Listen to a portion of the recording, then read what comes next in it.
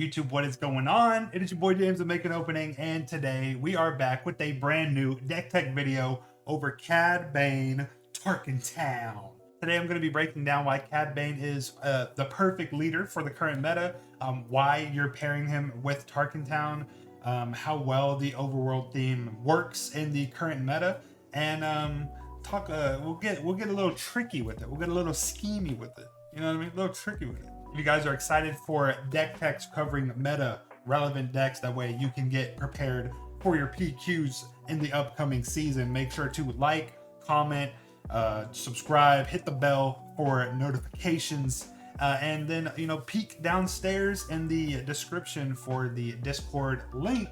You're gonna want to be there. I think we're in round 4 now of our showcase showdown, so make sure to vote on that. We are almost figuring out which showcase is going to be purchased and given away to one of you lucky viewers / subscribers / Discord members. Also, our Discord is over 100 members strong now, so make sure to join, chat it up with everybody. We have a really cool, chill, laid back community. Everyone's really friendly, very helpful. And also here at the channel, 1,200 subs already, guys. You guys are killing it. I hit the table. With all that being said, let's hop right into the Cad Bane Tarkintown. First up, we got to talk about the man of the hour himself, Cad Bane. He is a beast of a leader, especially how he's positioned in the current metagame post-Worlds. He's a 6-cost, 2-power, 8 HP leader, but his real strength is going to be in the card ability. Whenever you play an Underworld card, you may exhaust its leader. If you do, an opponent chooses a unit they control, deal 1 damage to it. That means every time you drop an Underworld card, you can ping a damage on something that your opponent controls. Again, this is a Underworld card. That'll be important in a little bit. Once you deploy Cad Bane, that ping actually doubles to 2, but you may only use this ability once each round. So typically on the deploy, if you're able to, you want to play an Underworld card, utilize Cad Bane's ping, and then deploy him and play another one. That way you can get 3 damage worth of pings on that turn. It's a very explosive flip turn. Also, he has raid too, so he's not a 2/8. He effectively attacks as a 4/8 on 6 resources. It's a really big body, and it's very difficult to deal with if your opponent is not prepared for such mass of a unit. You know what I mean? He's girthy. His ability is obviously pretty reliant on the deck you're piloting, so we're going to be packing lots and lots of Underworld cards into the deck. That makes his ability as consistent as ever. You're going to be pinging every turn, so we're going to make sure that you can ping every single turn. Now we'll take a brief look at the base. We'll take a trip to Lothal in my cruiser. It's Tarkintown, right? You know it, you love it, you may not love it. It's a Spark of Rebellion card, Chris, so you probably hate it. The main reason we paired Cad Bane with Tarkintown is because Tarkintown's damage dealing epic action synergizes perfectly. It's like 2 peas in a pod, and I absolutely love it. Tarkintown is a 25 HP rare base with an epic action to deal 3 damage to a damaged non-leader unit. So if an enemy unit is already hurt, which is very likely to be the case considering we're pinging things every single turn with Cad Bane's leader ability, if it has 3 HP or less, you trigger Tarkintown. It is a once per game action, so maybe you want to think about it a little bit, but you just blow something up. Turn 1 Tarkintown is my favorite playline that the game has ever seen. It's so fun. With this deck being a mid-range deck, we typically have a good game plan into aggro, and typically that game plan is to, they play first, they play a unit, you play a unit to ping their unit, they're going to claim the initiative, you're going to Tarkintown their turn 1 unit, you're setting them behind, you're in control. From then on out, it's a snowball. Against other mid-range decks, you can completely shut off their turn 1 play. We have answers for bigger units like Gunji. We have answers for shielded units like Secretive Sage and Crafty Smuggler. And Tarkintown he gets it done, man. I love him. He gets it done. So basically, Cad Bane does chip damage, and then the base blows him up. But only once. But it's good. It's good. The heart of the deck is the Underworld Package. You need to play Underworld cards to have Cad Bane pinging away. And in this deck, we have 36 Underworld cards out of the 50. That's a lot of Underworld. When over 70% of your deck is an Underworld card, you can almost guarantee that you are not going to miss a Cad Bane ping. And spreading out that damage little by little, that chip damage, over time snowballs into quite a big advantage because all your cards basically have the added text of deal 1 indirect damage. It's pretty good. It's just pretty good. throughout your entire curve, you're going to be able to play something that has the Underworld trait that'll have the additional text of dealing 1 damage. Turn 1, we got Aura Sing. Turn 2, we got Forlom. The following turn, we got Zuckuss. The following turn after that, well, you're going to want to do, different things. We don't actually have a 6-drop Underworld card, but then the turn after that, we got Cad Bane or Phoenix Shant as well. That's a really cool card. I'm a big fan of her. These extra pings definitely do matter a lot as well, because with the deck being a mid-range control-y sort of vibe, you want to try and keep your opponent to, the least amount of units on the board possible. 0 to 1 is the best outcome, of course. And then with 1, they are forced to put the ping damage on their 1 unit. This has cards like Forlom effectively swinging for 5 damage on 4 resources. And then if you have Forlom out, by the time he plays Zuckuss, Zuckuss can take out anything with 8 HP because he's a 6/6. He'll have the buff from Forlom, making him a 7/7, and then that additional ping from Cad Bane will make it 8. If Cad Bane's deployed, that's 9. There is a lot of power within these pings, so that's why it's very, very important that every unit is an Underworld unit. Later in the game, you can even stack the triggers in the way you want it when playing the Cad Bane Hostage Taker unit. That way you make them ping a damage to one of their units, and then you can capture up to 3 non-leader units with 8 or less remaining HP. It really makes them think about what unit they're going to be pinging, because they also have to do the math to consider what all Cad Bane can capture. And if the leader is deployed whenever you drop the unit, that's 2 damage that they have to do the math of. It just makes it really funky and weird to navigate for your opponent. You want to make your opponent uncomfortable. You want to be putting on the pressure, controlling the board, and also pushing damage to the base, because this deck can actually push out a good bit of damage. It's very impressive. Now, we're not running the Now There Are Two of Them package to cheat out a Bosk or a Zuckuss on turn 2, but we are utilizing cards like Hotshot Blaster, Shoot First, Sneak Attack as well, and then just cards with naturally big stats in terms of attacking, like Aura Sing with the Raid 2, and then the Forlom and Zuckuss combo. Those numbers add up very quickly, especially if they're not dealt with at an appropriate time. One of the best Underworld cards in the list that has his own little package revolving around him, the cunning Daimyo himself. Daimyo? It's Jabba the Hutt. This guy is a absolute menace. He is a must include in your Cad Bane decks. If you're not on him, I'm putting you on game, because I was put on game by the Boba4 Network guys, and I love Jabba the Hutt. Jabba the Butt, baby. He is a 4 resource 2/8 unit. Each trick costs 1 less, and when played, you get to go fishing for a trick. You look at the top 8 cards, you grab a trick, you reveal it, you draw it, put the other cards at the bottom, random. You know how that works. In my deck list, I'm currently running 12 events, and 10 of these 12 events are tricks. We're talking 2 resource waylays, 1 resource sneak attacks, and McClunky for free. Are we kidding? That's value. That's just straight up value, baby. I love it. There's so many additional play lines and avenues that open up when you play Jabba and you get him on the battlefield.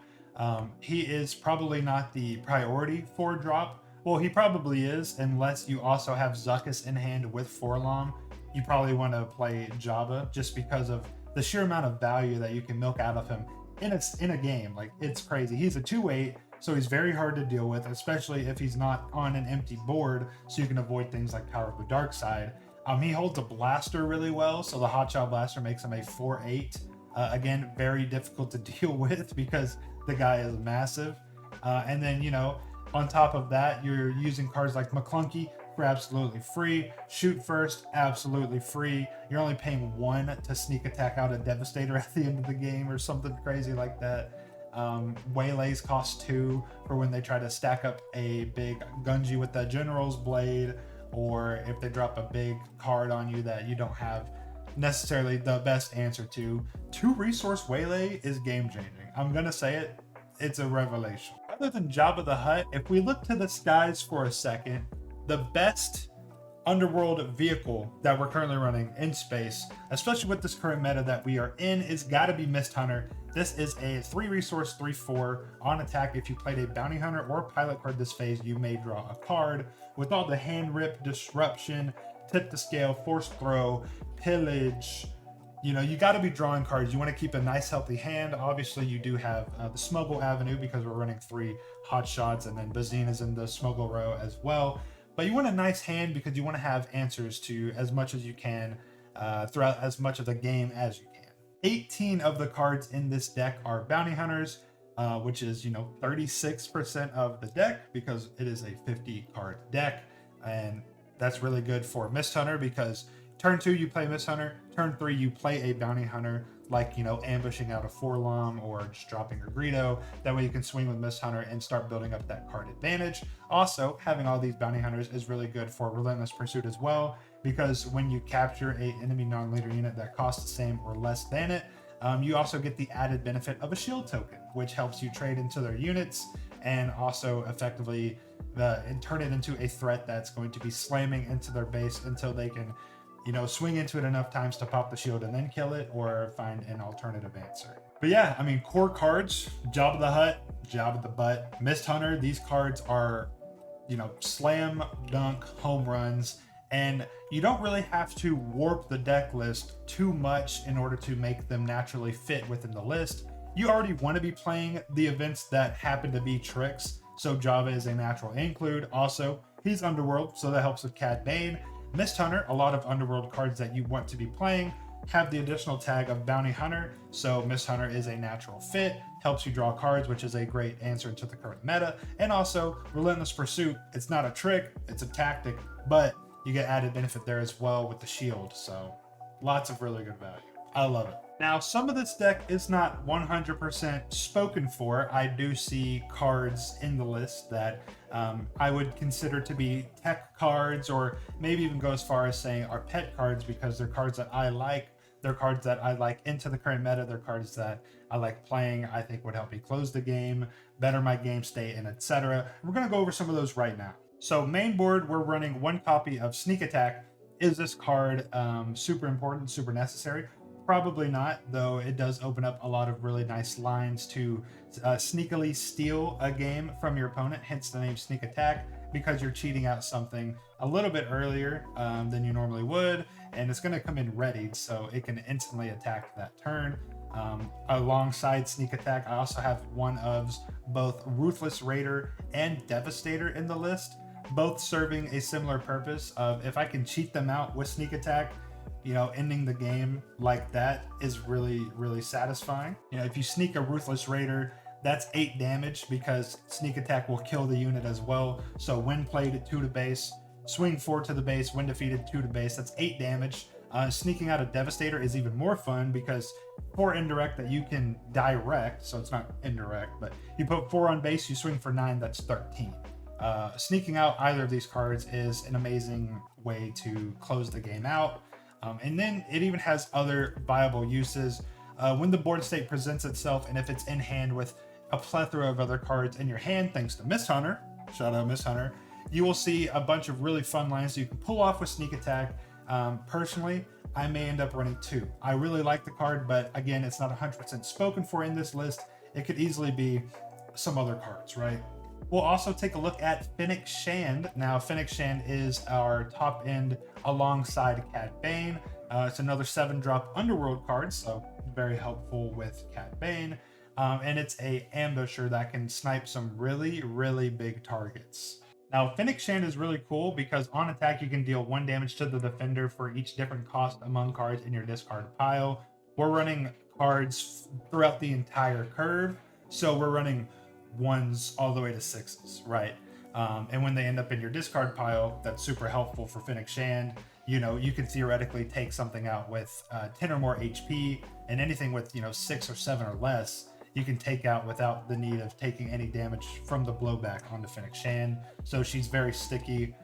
Combined with the Cad Bane ping, you're literally anything on the board you see, you kill with Fennec Shand. She's been super useful as a late game leader killer in the form of Palpatine control lists, or, you know, again with Green Villain, you're looking at the reinforcement walkers and just really, you know, large statted units. They fall to Fennec Shand. Currently a 1 of in the list, but it's been very helpful, and I could easily see it bumping up to 2, probably never to 3, but it'll probably be 1. But 2, if you're feeling frisky, you could run 2. The last card I would say is not a 100% spoken for card in the list and could be subbed out, according to your liking, would be the Booze, Bamboozle. Not only is this a trick, so it helps with Jabba the Hutt because you can fish it out, but it's also a heroism card. So there are some instances where you're casting it for 4. Most of the time you are just discarding another cunning card from your hand to play it for free. But you can exhaust the unit and return each upgrade on it to its owner's hand. So this is really good into the now prevalent Kylo5 Tarkintown list and just Kylo5 in general. If they try to slam a bunch of upgrades onto one bothersome unit, you bamboozle it, right? With Jabba out on the battlefield, hard casting it is only 3, which really isn't that bad. It's the same hard cast cost of Waylay. I really like Bamboozle, though I wouldn't say it's 100% spoken for and could be teched out to your liking. And then obviously if you're cutting a bunch of tricks and you want to make it a little bit more low to the ground aggro, you could cut Jabba, but I'm never gonna cut him. I love my slug. I ain't never gonna cut my slug. Okay, let's talk matchups. So some of the biggest decks in the game right now are Han2 Blue and Mother Talzin Red. Both of these decks are obviously red-blue Force decks. Against Force decks, your main goal is to play keep away with the Force as often as you can.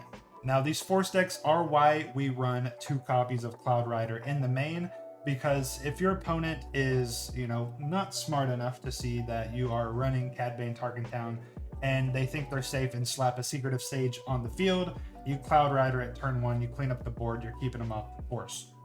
Job's not finished though. We got to keep going. I will cede to the argument that against Han2 Blue and Mother Talzin, their top ends are probably a little bit better than Cad Bane's. So in some instances, you're probably going to want to feel it out. After game 1, you'll probably get a good sense of it, whether you're going to be the aggressor or the controller in these matchups. If you're the aggressor in the matchup, maybe you don't mind ceding the Force token to them, and you spend all your resources going face, going base, dropping a Greedo, turn 2 flipping a Hotshot Blaster onto it, and pressuring them until they make a move onto you, or a Sing turn 1, or even Bazine turn 1 is really good to, make a board presence while stifling their own and pushing damage onto their base. With Force bases, they are at 28, so it's not that much. You can do it. Sneak attack does shine really well into these matchups, as long as you don't get it Force thrown or pillaged out of your hand or anything like that. Remember your breakpoints, remember the lines, and how much damage your units do, because if you notice that they're all out of resources and you find an opening to get that extra amount of damage and squeeze it in, you can sneak attack out a Ruthless Raider for game. It's happened to me many times. I feel like my win rate into Han2 Blue and Mother Talzin Red is fairly favored towards Cad Bane. I'm not going to call it 75-80%, but it is favored into Cad. And if you get enough reps in and you know the lines and you realize in certain decks, it's not depending on the matchup, it's depending on how that player specifically built their deck. If they leaned more into the high end with cards like Palpatine, Devastator, Crate Dragon for the Han2 Blues, Luke Skywalker, stuff like that, you want to be the aggressor because their high end is better. But if they lean more into the small units, play upgrades on them, go base, you want to pull back a little bit and control the board, and then get to your high end because they seem to have little to none. Again, perfectly fine matchups into those. Now against Kylo 5, that matchup is also pretty favorable into us. Obviously, they are going to be the aggressor. They don't have nearly the same top end that we do, so we do want to take a step back and figure them out. We want to keep a booze in hand as long as we can, and then we want to control the board, and whenever they flip Kylo, take care of Kylo with booze and then put the pedal to the metal. In matchups where we feel like the controlled deck in the matchup, we have an additional Cad Bane and Devastator in the sideboard, and against decks that we feel we are the more aggressive, we have a Sneak Attack and 3 of the Lurking TIE Phantoms in the sideboard to make that early game damage a little bit better. Against aggressive decks like Sabine ECL, Kazuda, and the space decks like Poe ECL, Vader Yellow, typically we do pretty well into aggro decks because we control their board nice and easy, and we stifle the damage coming our way and redirect it to them via the ground arena in the space instances. In the sideboard specifically for the space matchup, I'm currently on 3 of the Sedan Athanos, though these can be subbed out for bombing runs and grenade strikes, mainly to help shore up that Vader matchup, because out of all the aggro matchups, Vader can be the one that can slip away and get a little too crazy. Sedan Athano is mainly there to help shore up the weaknesses against Vader Yellow, specifically the Lurking TIE Phantom card. Since the card can't be damaged, captured, or defeated by card abilities, we can't capture it with Relentless Pursuit, we can't McClunky it, we can't, Cad Bane ping it. We could bounce it with Waylay, but another safe option would be to use Sedan Athano and, just kill it and smother it, basically. It's nice. Now, if the Vader player catches on and you don't attach Sedan Athano quick enough, and they attach a pilot onto Lurking TIE Phantom, then you can't get rid of it. It's simple as that. You just won't be able to unless you waylay it. But yeah, into aggro decks, turn 1 ping Tarkintown sets you up for an amazing curve, and it helps you really control the board and put the pressure back onto the aggro player, make them all frustrated and nervous, and you take advantage of them. You jump up, you kill them dead. Now, Mirror Match, Cad Bane is, it's not the most popular deck in the meta, but there are people out there piloting them. And mirror matches can be a grind. It's all about who draws better, who applies pressure first. In the mirror, it's going to be, depending on how you built your Cad Bane list versus how they built theirs. You could be the aggressor or you could be the controller. It's something you have to figure out. And it's a little tricky. If you see them playing like the cheaper, cards like Crafty Smug, or the new like Nihil cards with Raid and like Marching on Road to try and cheat out a bunch of damage. Maybe they do now there are 2 of them turn to try to cheat out a Bosk or a Zuckuss. You now know that they are the aggressor, and you need to do your best to clean up the board and win in the late game. Cards that'll give you an advantage in the mirror are preventing their Jabbas and Mist Hunters from getting any value if they're playing them, and then milking as much value out of your own that you can, because card advantage is one of the best things that you can do in this game. Another one of the best things you can do in this game, resource cheating your tricks. It goes a long way. So that's Cad Bane Tarkintown in a nutshell. On screen now is my current list, and this list will also be downstairs in the description for you guys to take a look at. Copy, paste, play on Petronocular Carabass, whatever you want to do, get some reps in. Let me know what you guys think of Cad Bane. And if you guys are already currently playing Cad Bane, what about my list is different than yours? What would you change? What are you currently even playing? Let me know downstairs in the comments section below. We covered why we're running Cad and Tarkintown in the current meta, Underworld themed, Jabba and Mist Hunter, why they are some of the most beneficial staples in the deck, some tech options that you can sub in or out for other pieces, for personal preference, and even we got some brief matchup tips. I've never really done that before, but I've been playing a lot of Cad Bane and I've been feeling them out, so I figured I'd throw a little bit of extra spice your way. You know what I mean? A little spice for the spice runners. This deck, in my opinion, is super fun to play. I've always been a fan of Ping Tarkintown. I was playing Quinlan since Twilight, and this is just like a new take on it, a new twist. I think Quinlan is still really well positioned into the meta, just like Cad Bane, but I figured I'd switch the flavor up a little bit. And with the new set, there's probably going to be more Underworld cards. Cad Bane could see a rise with set 6, and I'm kind of excited for it. I'm not going to lie. If you enjoyed, make sure to subscribe, like, hit the bell, comment, all that fun stuff, and join in the Discord because round 4 of the Showcase Showdown is going down now. If you want to win the showcase and the tournament tokens by our partners over at Premier Games, you have to be a subscriber and you have to be in the Discord. Them's the rules, baby. Let me know what sort of deck pick you guys would like to see next, or just a general video over Star Wars, whether it be a tips and tricks video, videos over, other formats like Padawan or Twin Suns, or just anything. Just leave me some ideas downstairs and I'll get to them. I really will. That's been it for me. James will make an opening. That's been it. Peace. Cad Bane rule.